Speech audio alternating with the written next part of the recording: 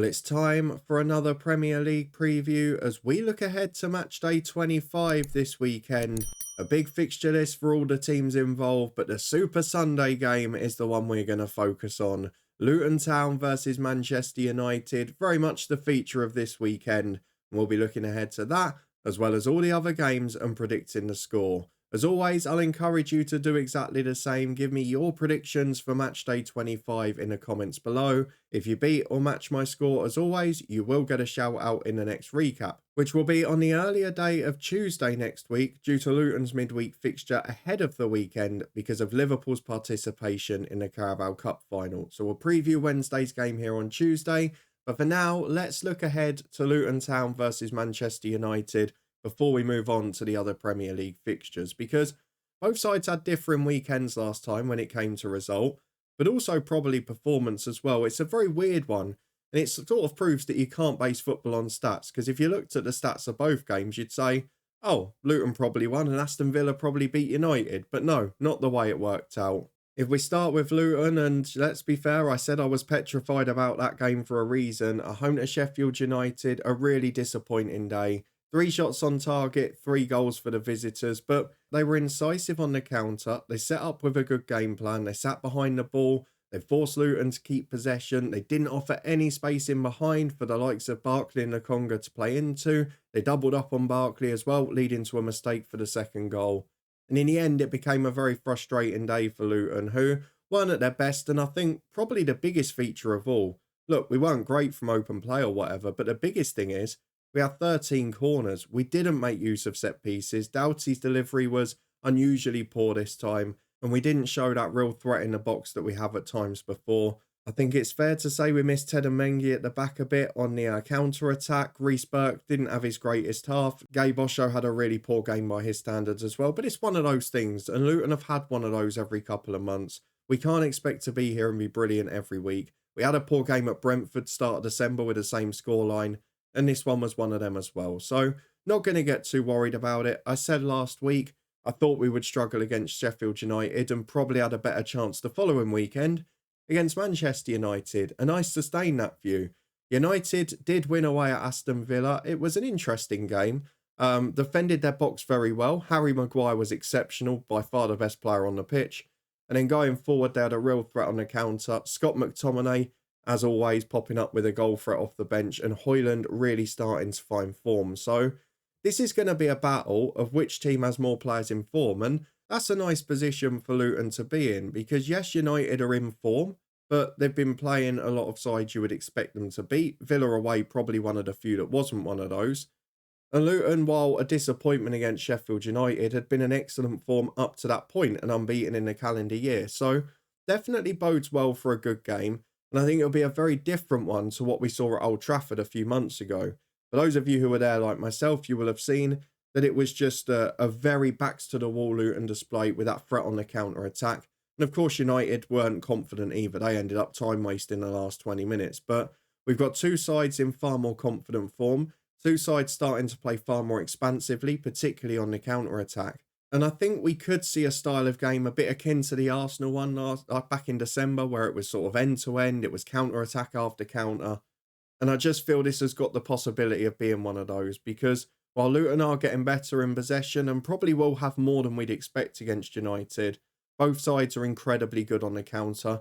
And United, let's be fair, won't be able to come to Luton and just sit behind the ball. So they're going to have to be aggressive as well, which will offer space to us in behind. And as good as their defence has been in recent weeks, they do struggle with mobility in that centre-half area, albeit Casemiro has made a big difference coming back in a holding role. So it bodes well for a good game. I'm hoping we're going to see entertainment here.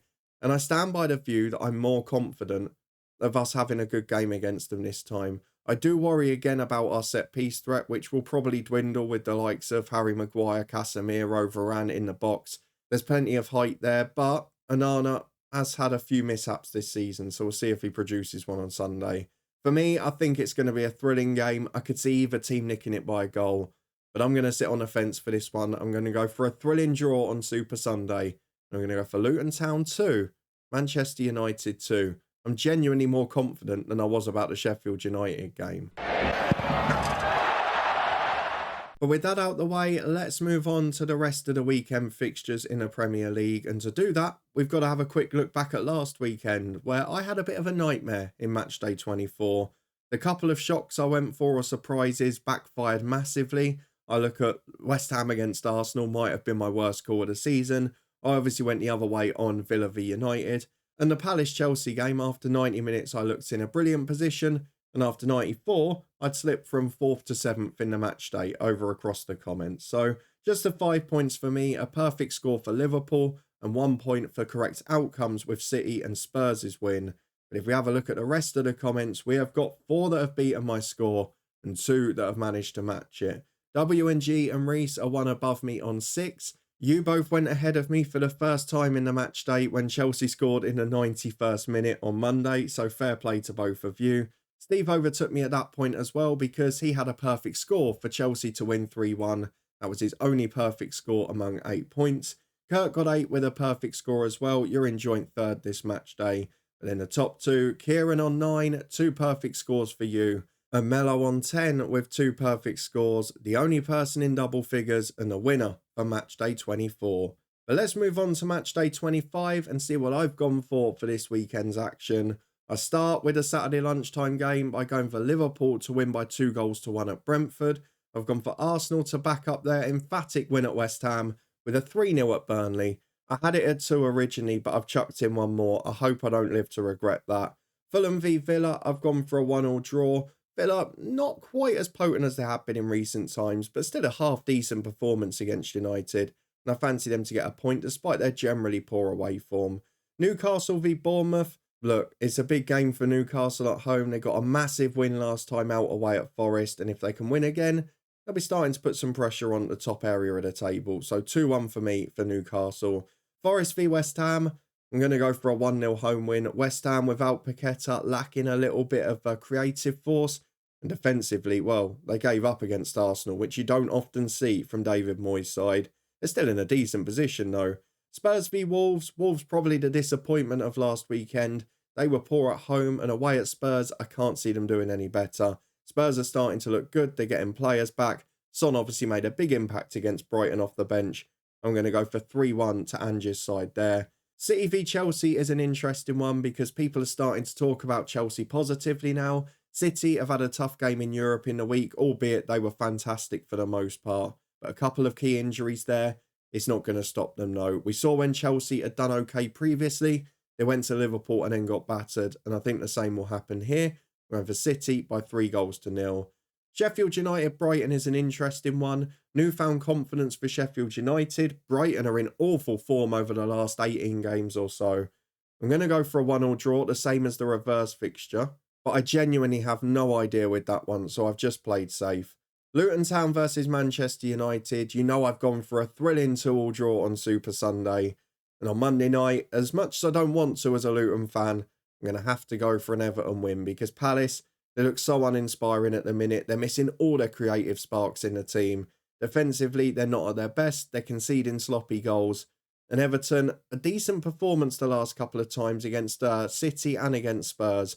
On this occasion, I'm going to go for them to nick the win by 2-1 on Monday night. Under the lights, I think they'll be fine.